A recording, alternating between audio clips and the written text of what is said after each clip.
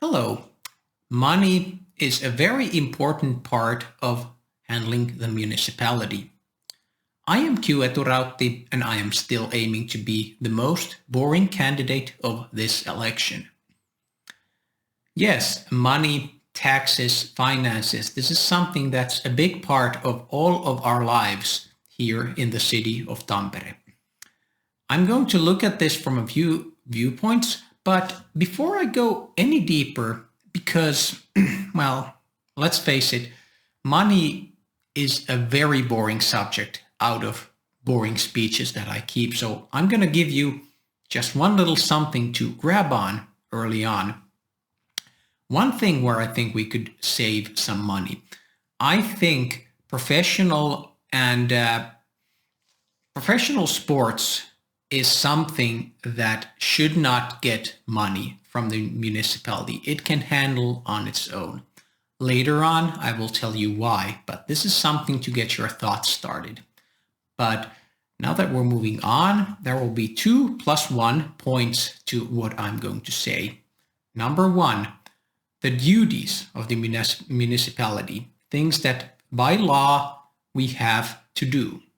Number two, things that the law doesn't require us to do, but we do anyways. And then the +1 is taxes. Let's get on then. So let us talk about the duties of the municipality. For example, healthcare, at least so far, and schools.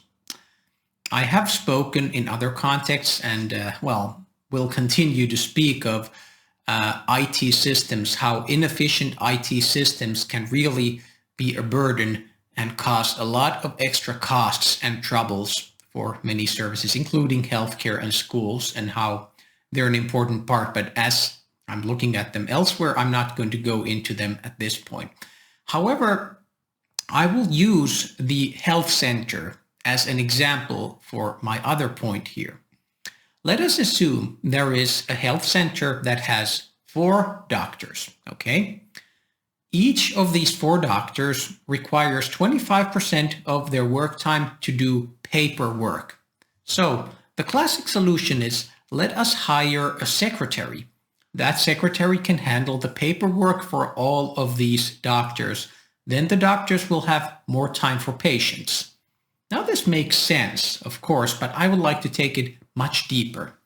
Now, I'd like to think that for any occupation and duty, there are people with excessively good skills, different skill sets. Now, I will believe that these 4 doctors are very good at what they do. They save lives, they take care of patients, they're wonderful in their job, but they're not very good at handling papers. So we get a secretary there, and this secretary has amazing skills with it. Given just a few months of looking at the work, the secretary is realizing, okay, let's see. We tweak this, use this system, do it that way, and that way, and optimize this here.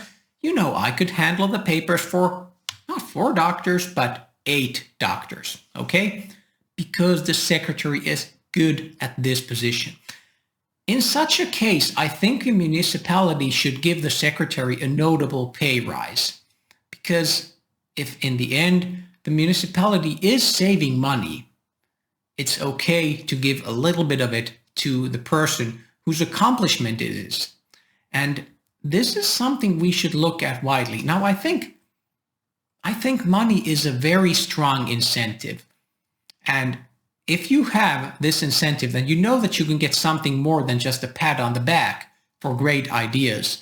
It will really inspire people to look.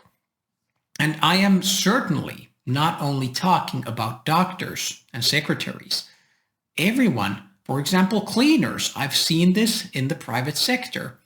A cleaner who has a very good grasp of the job and the place may find a way to save time, improve customer service, and perhaps save on using excessive chemicals.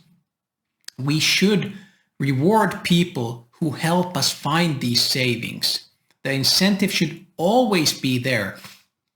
In the case of, for example, cleaners, we should make sure that this bonus goes to the cleaners themselves who figure out these ideas, not only the companies hiring them or their bosses.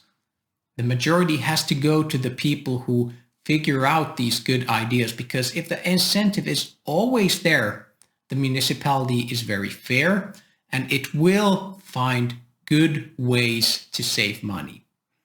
So here's one thought for all those municipality duties, where I think with a positive attitude, we can help to make great savings. Now let's talk about the optional part. Okay, with some support from the sauna in the middle, let's talk about optional duties that the municipality has. A lot of election machines that we have here are polling machine, web software, whatever you want to call them, are asking and mentioning like, well, the municipality has certain duties like libraries and some optional things like theaters. Well, we can talk about even libraries. Now, it's true that the municipality has to take care of a library system, but it doesn't clearly say that do we have to have 1 or 10 libraries. Personally, I think 10 is a better number with these options. But we have to look at a different viewpoint. Libraries are not just places where you rent books, well, borrow books, but they are places where a lot of cultural gatherings, clubs, hobbies, organizations, people meet. They're very important cultural and civilized meeting places. They are pillars of enlightenment, if we would like to use a very fancy word, and must be viewed this way and supported this way. And again, if we stop looking at just the amount of borrowed books, we can see them in a totally new light and encourage them in this way. So what about theaters? Well, I have a lot of speaking about culture in other contexts, so I'm not going to go very deep in there, but there we should look at ways the theaters can work with other cultural organizations, more cooperation, perhaps more private sector cooperation, find new ways. And of course, in both of these cases, the options I already said before about giving people a way to improve and be rewarded for good ideas. There are so many different places where the municipality can use money. Perhaps it's a very good use of money, but let's talk about one word that I use so often, metrics. I'm sure you've heard that if you've seen any of my content before. I think we need to have fair metrics in deciding the money usage, not blindly giving it to the metrics, but always asking the questions. Like, for example, is this something that will benefit everyone living in the city? Now, for example, if it's an investment that pays back and we put money here, we save even more money over there, there, and there, then it's good. It's good for everyone. Or if we put some kind of gym equipment near a walking path in a public park, well, everyone can use it. That's fair game. But I mentioned sports, sports that have a business side to it. In Finnish, we have 2 different words for like commercial sports and non-commercial, just having fun sports for everyone. Unfortunately, that's not true in English. But I am talking about the financial side of it, the big business sports here.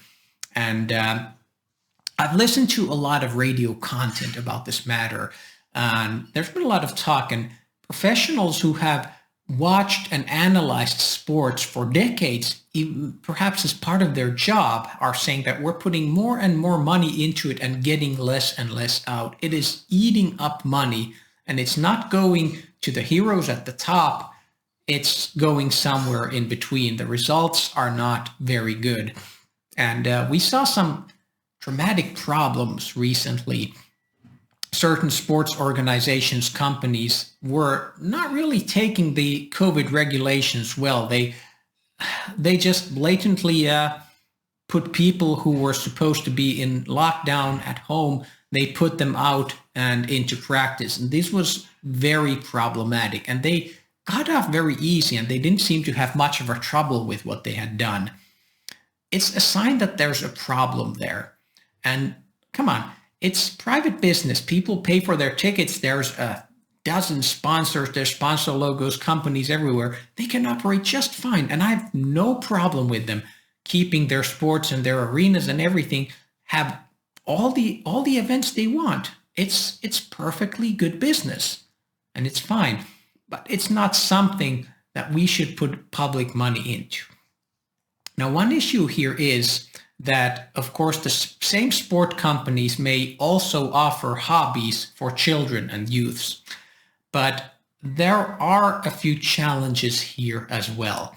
I will give two, well, it's bad to say examples, but let's say exaggerated examples of the two main problems that we have with many of these sports companies providing activities for the younger ones.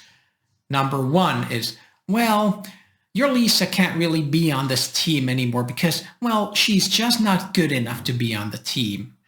Or, Tim there is, well, Tim's family's just too poor. He just can't be on the team anymore. Get out.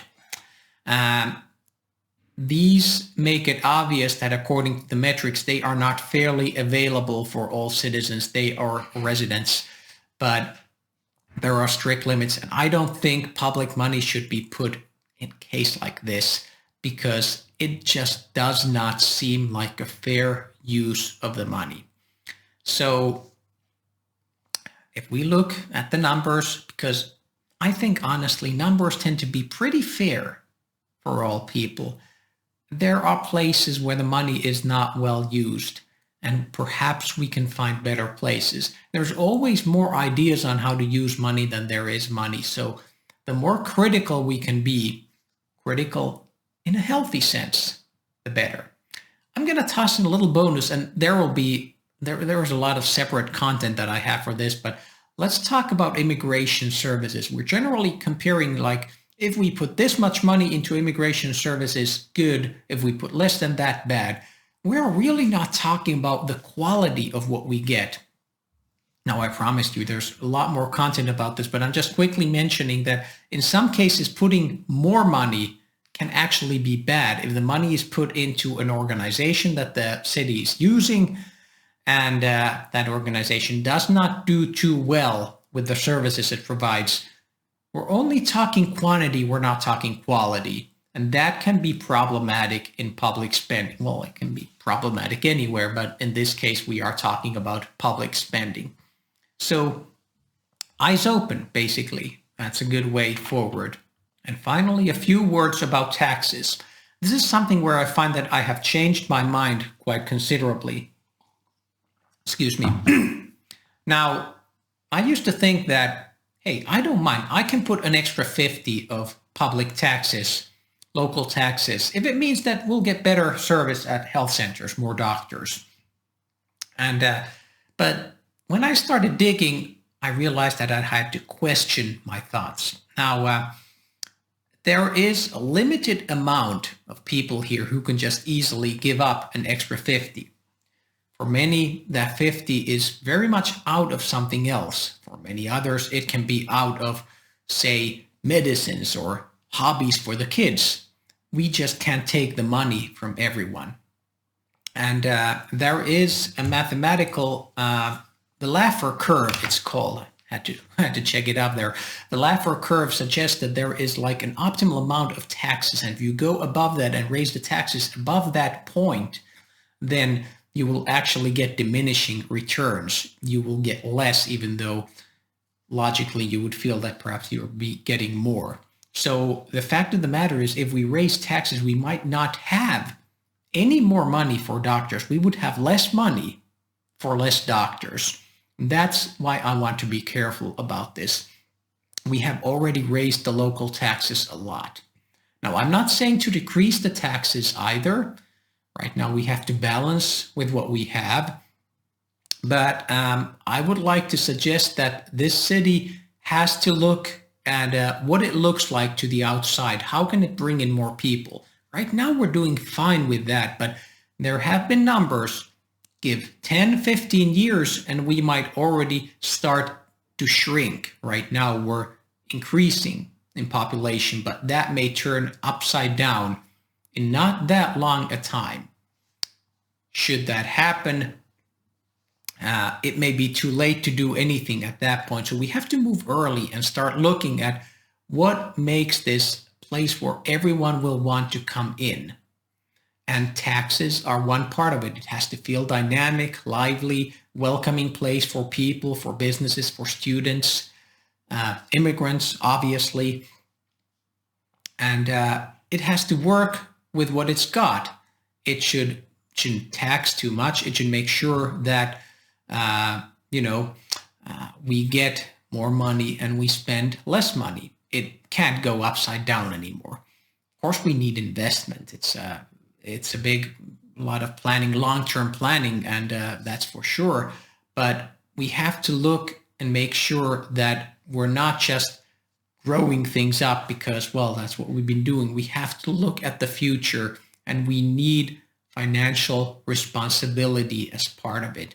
And unfortunately, raising taxes is not a part of it. We need to be smarter. And I think in this little town of ours, we have the capability, the skills, the people to certainly do it smarter, as long as we can make sure that we can all take part of it. So that's my little bit about local finances, taxes, money, money, money. Very funny. And we will talk again at another subject when one comes up. For now, I don't know, maybe ta-ta.